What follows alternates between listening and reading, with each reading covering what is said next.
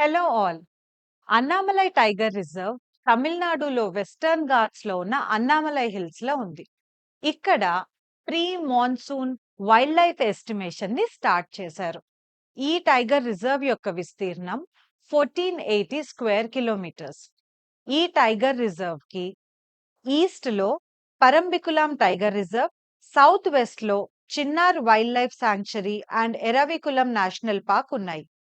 ఇక్కడ దాదాపుగా 2500 species నివసిస్తున్నాయి. Vegetation లో turmeric, ginger, wild banana, Jack fruit, mango లాంటివి విరివిగా కనిపిస్తాయి.